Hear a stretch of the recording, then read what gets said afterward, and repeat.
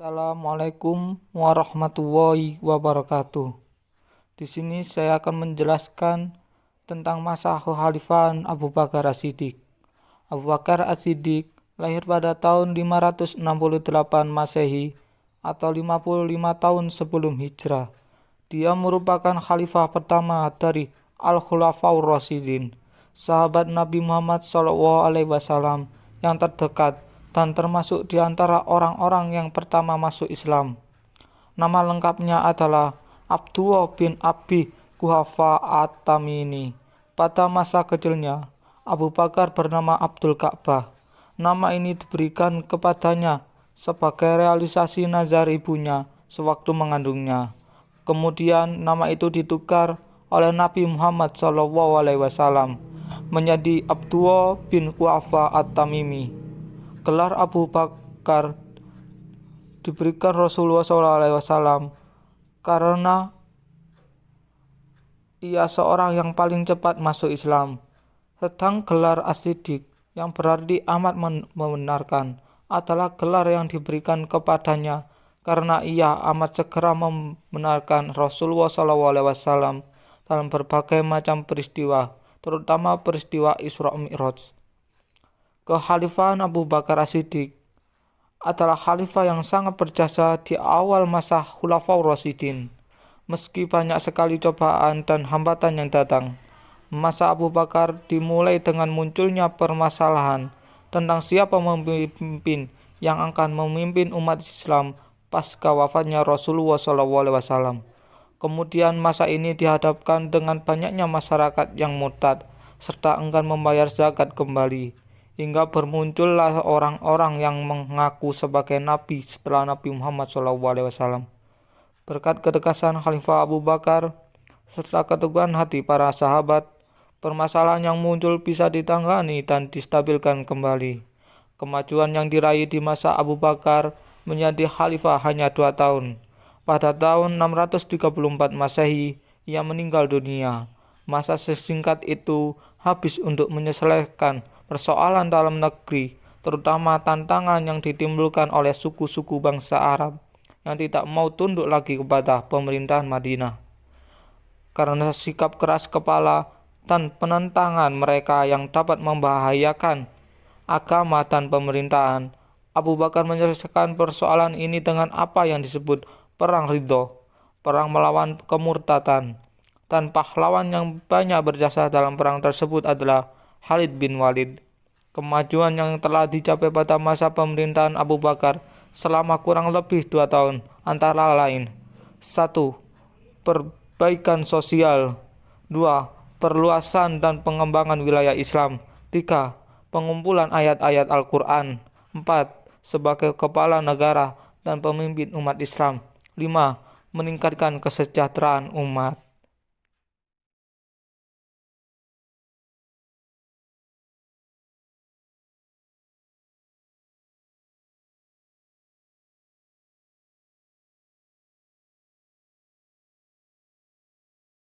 Umar bin Khattab termasuk orang yang paling awal masuk Islam atau disebut as-sabiqun al-awwalun. Sejak masuk Islam, Umarlah yang memprakarsai era keterbukaan dalam dakwah. Keberanian Umar bin Khattab memisahkan antara kebenaran dengan kebatilan membuatnya dijuluki Al-Faruq. Sementara di masa jahiliyah, Umar termasuk orang yang berpengaruh di Quraisy. Beliau sering diutus untuk menjadi duta bagi suku-suku Quraisy yang berselisih. Di masa Khalifah Abu Bakar, Umar bin Khattab adalah sahabat dan penasehat terdekat sang khalifah. Selain itu, kredibilitas dan kemampuannya dalam membantu khalifah membuat ia ditunjuk langsung oleh Abu Bakar sebagai penggantinya. Ia dijuluki Khalifah Rasulullah, yang artinya pengganti dari pengganti Rasulullah. Namun julukan ini akhirnya berubah menjadi Amirul Mukminin. Tidak seperti di masa Abu Bakar As-Siddiq yang terjadi masalah stabilitas politik atau keberlanjutan agama akibat banyak gerakan murtad dan munculnya nabi baru. Di masa Umar bin Khattab, kondisi politik dalam negeri jauh lebih stabil dan aman. Hal ini karena keberhasilan khalifah sebelumnya mengatasi masalah tersebut melalui gerakan militer. Akhirnya membuat keadaan Jazirah Arab bersatu di bawah Khalifah Abu Bakar, dan keadaan ini berlanjut di masa Umar bin Khattab. Setelah keadaan politik stabil, kaum muslimin mulai melebarkan wilayah keluar Jazirah Arab atau ekspansi wilayah. Ekspansi pertama dilakukan ke arah utara, yaitu di perbatasan antara Kekaisaran Bizantium dengan Kekaisaran Persia, yang sekarang adalah wilayah Syam dan Mesopotamia. Ekspansi ini sudah dimulai sejak masa Abu Bakar dan diteruskan oleh Khalifah Umar bin Khattab. Perang habis-habisan antara Bizantium dengan Persia dari tahun 603 hingga 628 Masehi membuat mereka lemah dan tak mampu membendung gelombang penyerbuan Muslim Arab yang telah tiba di perbatasan. Ekspansi Muslim adalah perang model baru. Tak seperti peperangan yang merusak yang dilakukan kedua kekaisaran Bizantium dan Persia, perang Islam dikombinasikan dengan seruan untuk keadilan dan keharmonisan sosial yang sesuai dengan pesan Nabi. Ketika masa Abu Bakar As-Siddiq, secara bersamaan pasukan Muslim dikirim ke Suriah dan Persia pada tahun 633 Masehi. Khalid bin Walid memimpin pasukan ke arah Persia, sedangkan Yazid bin Abu Sufyan dikirim ke Syam dan berhasil menaklukkan kekuatan Bizantium di Syam. Ekspedisi ini berlangsung sejak masa Abu Bakar hingga masa Khalifah Umar bin Khattab. Dalam ekspedisi ini, Khalifah memfokuskan penyerbuannya ke Syam, di mana pasukan Khalid yang sedang memerangi Persia diperintahkan untuk membantu pasukan yang ada di Syam. Pasukan gabungan Muslim bertemu dengan pasukan Bizantium dalam perang Ajnadain yang berlangsung 30 km dari barat Yerusalem. Pasukan Muslim berhasil memukul mundur pasukan Romawi yang dipimpin saudara kaisar sendiri. Pasukan Bizantium yang tersisa merangsek ke kota Yerusalem, Kaisarea, dan Gaza yang sudah dibentengi dengan baik. Maka, pasukan Muslimin yang menang dapat menguasai wilayah pedalaman Palestina. Lalu, pasukan Muslim di bawah komando Khalid bin Walid bergerak ke utara dan mengepung kota Damaskus, yang akhirnya jatuh pada September 635 Masehi. Kemudian dibuatlah perjanjian dengan penduduk setempat dengan tujuan untuk menenangkan ketakutan penduduk setempat. Dalam perjanjian tersebut, Umar menjanjikan bahwa hidup, harta, dan agama mereka akan dilindungi dari gangguan selama membayar jizyah atau upeti kepada pemerintahan Islam. Kehilangan Damaskus menyebabkan Kaisar Bizantium mengumpulkan kekuatan yang besar. Pasukan Heraklius menyusul pasukan Muslim ke Yarmuk pada musim panas tahun 636 Masehi. Pasukan Bizantium jauh lebih banyak dan lengkap persenjataannya. Namun, pasukan Muslimin yang sudah biasa berperang di medan yang sulit dengan mengejutkan berhasil mengalahkan pasukan Bizantium yang menurut riwayat Tabari jumlah pasukan Muslimin sebanyak 24.000 melawan 200.000 pasukan Bizantium. Kaisar Heraklius dipaksa mengakui kekalahan di Yarmuk. Kota-kota di seluruh Syam satu persatu jatuh ke tangan Muslimin, semuanya mendapatkan perjanjian seperti halnya di Damaskus. Pada tahun 638 Masehi, penaklukan Syam selesai. Dalam beberapa tahun, Syam berubah menjadi provinsi kekhalifahan Islam yang baru tumbuh. Dan diangkatlah Muawiyah bin Abu Sufyan menjadi gubernur di sana. Bagi Kekaisaran Bizantium, kehilangan Syam ibarat menjadi kartu domino pertama yang jatuh pada akhir kemunduran penerus Kekaisaran Romawi tersebut. Setelah jatuhnya Syam ke tangan kekhalifahan Islam, ekspansi berlanjut ke wilayah Mesir yang relatif cepat ditaklukkan pada tahun 642 Masehi. Dalam kisah peperangan di Syam, terdapat cerita menarik, yaitu pencopotan Khalid bin Walid sebagai panglima tertinggi oleh Khalifah Umar bin Khattab dan digantikan oleh Ubaidah bin Jarrah. Pencopotan Khalid bin Walid ini sangat mengejutkan bagi kaum muslimin. Namun, Khalifah Umar bin Khattab memiliki alasan yang luar biasa, di mana Umar berniat mengingatkan pasukan Islam bahwa Allah lah yang menjadi penyebab kemenangan mereka, bukan Khalid. Memang, Khalid merupakan jenderal perang yang belum pernah terkalahkan selama mengikuti peperangan. Selain itu, ketika penaklukan Yerusalem, Uskup Agung Sopronus, seorang Arab Kristen yang menjadi salah satu tokoh terkemuka gereja Yunani di Yerusalem, menolak menyerahkan Yerusalem kecuali langsung oleh Umar bin Khattab. Mendengar kabar tersebut, Umar bin Khattab berangkat dari Madinah ke Yerusalem. Umar bin Khattab berangkat dengan berkendara keledai dan ditemani pengawal. Sopronus kaget dan takjub melihat Umar bin Khattab, salah satu penguasa besar di muka bumi kala itu, hanya mengenakan pakaian sederhana yang tidak berbeda jauh dengan pengawalnya. Umar bin Khattab diajak mengelilingi Yerusalem. Ketika waktu sholat telah tiba, Sopronus mempersilahkan Umar sholat di gereja, namun Umar menolaknya. Umar khawatir kalau seandainya ia sholat di gereja tersebut, umat Islam akan merubah gereja menjadi masjid. Kemudian Umar sholat di luar gereja. Lalu, tempat ia sholat dibangunlah Masjid Umar bin Khattab. Setelah Syam jatuh, fokus perhatian khalifah kembali ke Kekaisaran Sasanid atau Kekaisaran Persia yang hampir terlupakan sejak Khalid bin Walid diperintahkan memindahkan pasukan ke Syam. Umar menunjuk Sa'ad bin Abi Waqqas untuk memimpin pasukan muslim ke Mesopotamia tersebut. Meskipun awalnya mengalami kekalahan akibat tak mampu menghadapi pasukan gajah, bala tentara Sa'ad bin Abi Waqqas mampu mengalahkan pasukan Persia pada Perang Qadisiyah pada akhir tahun 636 Masehi.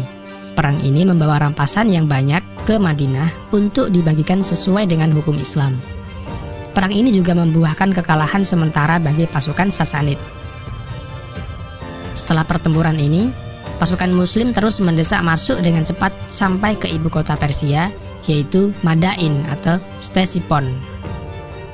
Setelah itu, mereka melanjutkan ke arah timur dan mematahkan 2 kali serangan balasan dari pasukan Persia yang pada akhirnya berhasil menghancurkan Kekaisaran Persia dan menjadikannya daerah muslim sampai dengan saat ini. Masa kekhalifahan Umar bin Khattab patut diperhatikan bukan hanya karena penaklukan militer yang cepat, melainkan juga pemerintahnya di wilayah taklukan. Salah satu aspek paling mengesankan dari penaklukan dan penggabungan ke wilayah Islam adalah tidak merubah kehidupan penduduk di tanah taklukan. Ada 2 perubahan pada penduduk setempat. Pertama, soal kepada siapa mereka membayar upeti. Sebelumnya, penduduk di wilayah taklukan Islam membayar upeti ke Romawi dan pemerintahan Persia. Sekarang, mereka membayar upeti ke Madinah sesuai dengan syariat Islam atau biasa disebut dengan jizyah. Jizyah dikhususkan bagi non-muslim yang tinggal di wilayah Islam sebagai ganti rugi atas perlindungan keamanan yang dijamin oleh kekhalifahan Islam. Besaran jizyah tidak jauh lebih tinggi, bahkan lebih kecil dibanding pajak yang harus dibayar ke Romawi atau Persia. Hal inilah yang membuat non-muslim lebih memilih diperintah oleh kekhalifahan Islam dibanding Romawi maupun Persia. Pada masa Umar bin Khattab ini, kehidupan ekonomi bangsa Arab sangat makmur, khususnya kaum muslimin. Harta rampasan perang dikelola oleh Baitul Mal yang didirikan Khalifah Umar untuk kepentingan umat. Baitul Mal adalah lembaga pengelola keuangan pada masanya. Selama 10 tahun, 6 bulan, 4 hari memerintah kekhalifahan Islam, Umar bin Khattab telah mengubah negara Islam muda menjadi sebuah kekuatan besar di tanah Arab. Ekspansi cepat dibarengi dengan stabilitas sosial membuktikan kemampuan Umar bin Khattab sangat luar biasa sebagai administrator dan pemimpin. Beliau menjadi salah satu penguasa paling berhasil dalam sejarah Islam. Kesuksesannya dalam mengibarkan panji-panji Islam mengundang rasa iri dan dengki di hati musuh-musuhnya. Salah seorang di antara mereka adalah Fairuz atau Abu Lu'lu'ah. Mantan pembantu Mughirah bin Syu'bah ini telah mengakhiri hidupnya dengan cara yang amat tragis. Ia menikam Umar bin Khattab tatkala sedang memimpin sholat subuh pada Rabu 26 Zulhijjah tahun 23 Hijriah atau bertepatan pada tahun 644 Masehi. Umar bin Khattab wafat pada hari Ahad dalam usia 63 tahun, persis seperti usia Nabi dan Abu Bakar As-Siddiq. Sebelum meninggal, ia sempat memilih 6 orang sahabat Nabi sebagai formatur untuk menentukan khalifah setelahnya. Mereka adalah Utsman bin Affan, Ali bin Abi Thalib, Zubair bin Awam, Sa'ad bin Abi Waqqas, Abdurrahman bin Auf, dan Thalhah bin Ubaidillah. Dalam musyawarah, akhirnya terpilihlah Utsman bin Affan sebagai khalifah pengganti Umar bin Khattab. Utsman bin Affan lahir pada tahun 574 Masehi dari golongan Bani Umayyah. Utsman dilahirkan dari seorang ayah yang bernama Affan bin Abi al-As dari suku Bani Umayyah dan ibu yang bernama Arwa binti Quraisy dari Absyam, kedua suku kaya dan terpandang Quraisy di Mekah. Utsman memiliki satu saudara perempuan, Aminah. Utsman terlahir di Thaif. Ia tercatat sebagai salah satu dari 22 orang yang tahu cara menulis. Ia masuk Islam atas ajakan Abu Bakar dan termasuk golongan as-sabiqunal awalun atau golongan yang pertama masuk Islam. Rasulullah Shallallahu Alaihi Wasallam sendiri menggambarkan Utsman bin Affan sebagai pribadi yang paling jujur dan rendah hati di antara kaum muslimin. Terlahir dari keluarga saudagar yang sejahtera, Utsman dikenal sebagai pribadi yang lembut dan murah hati. Sumbangsinya yang paling menonjol dan sangat melekat padanya adalah kedermawanan dalam memberikan harta. Serta pernikahannya yang berturut-turut dengan dua putri Nabi Muhammad SAW membuatnya mendapat julukan Dzunurain atau pemilik dua cahaya. Ketegangan di rumah Abdurrahman bin Auf mulai mencair setelah 3 hari berturut-turut 6 sahabat yang ditunjuk Umar merundingkan pengganti Khalifah Umar. Utsman bin Affan adalah satu-satunya yang pantas memimpin kaum muslimin. جعلت أمري إلى علي بن أبي طالب. وأنت يا طلحة؟ أنا أجعل أمري إلى عثمان بن عفان. يا عثمان، هل أنت مبايع على كتاب الله وسنة رسوله صلى الله عليه وسلم وفعل أبي بكر وعمر؟ اللهم نعم. اللهم اسمع واشهد، اللهم اسمع واشهد، اللهم اسمع واشهد. اللهم إني جعلت ما في رقبتي من ذلك في رقبة عثمان. أيها الناس، تعالوا فبايعوا أميركم عثمان بن عفان.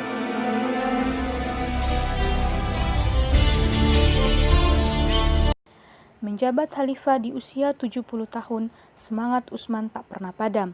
Setelah berhasil memadamkan pembelokan yang dilakukan sebagian negeri-negeri muslimin di luar Jazirah Arab, Utsman meneruskan kebijakan Umar bin Khattab menaklukkan negeri di luar Jazirah Arab.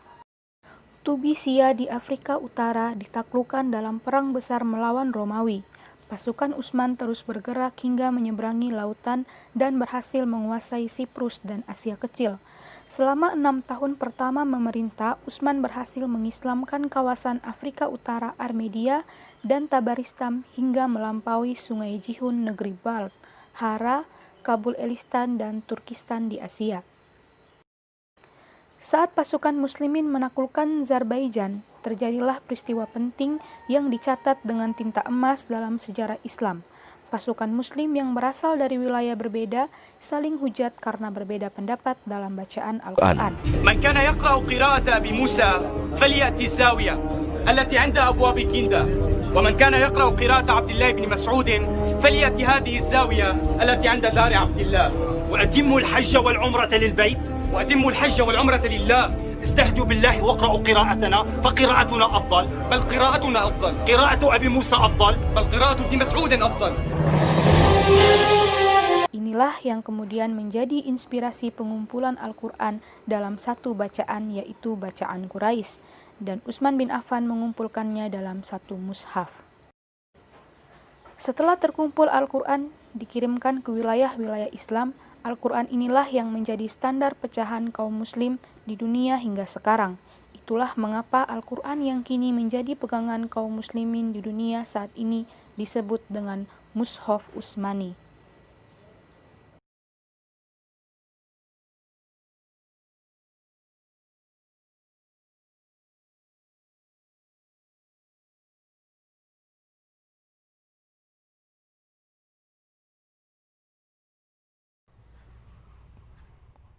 Kekhalifahan Ali bin Abi Thalib. Setelah Utsman wafat, masyarakat beramai-ramai membayat Ali bin Abi Thalib sebagai khalifah. Ali memerintah hanya 6 tahun. Selama pemerintahannya, ia menghadapi berbagai pergolakan. Tidak ada masa sedikit pun dalam pemerintahannya yang dapat dikatakan stabil.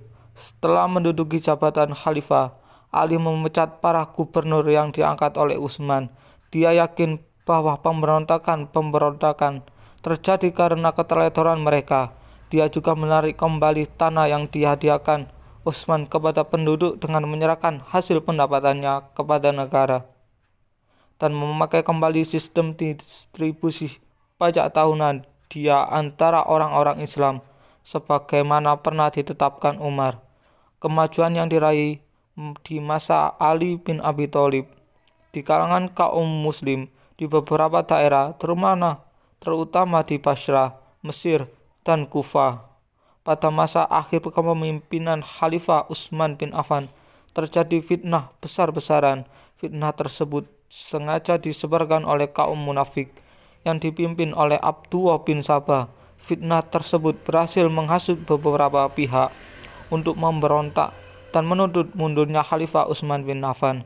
Suatu ketika para pemberontak berhasil menyerbu rumah Khalifah Utsman bin Affan dan membunuhnya. Saat kejadian tersebut, Khalifah Utsman sedang menjalani puasa sunnah dan membaca Al-Quran. Muslimin dalam kesedihan yang sangat mendalam dan dalam kebingungan. Setelah kematian Utsman, selama 5 hari berikutnya mereka tanpa pemimpin. Sejarah sedang kosong buat Madinah.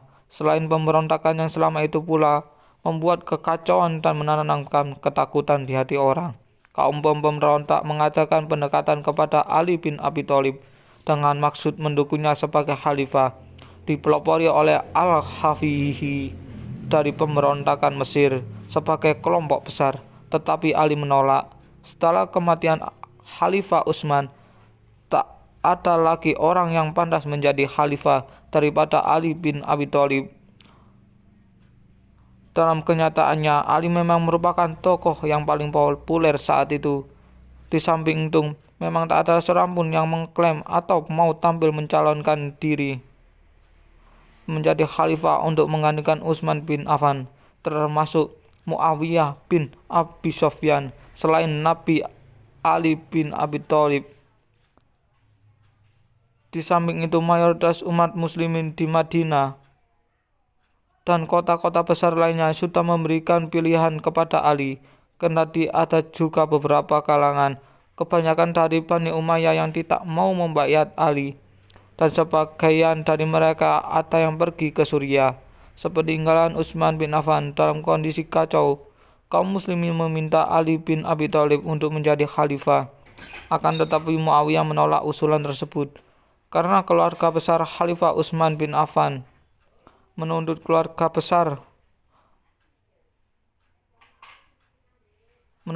pembunuhan Khalifah Utsman bin Affan dianggap terlebih dahulu, sedangkan pihak Ali berpendapat bahwa masalah kepemimpinan sebaiknya diselesaikan terlebih dahulu. Setelah itu barulah pembunuh Khalifah Utsman bin Affan dicari bersama-sama. Perbedaan pendapat tersebut menjadi awal perpecahan persatuannya kaum muslimin saat itu.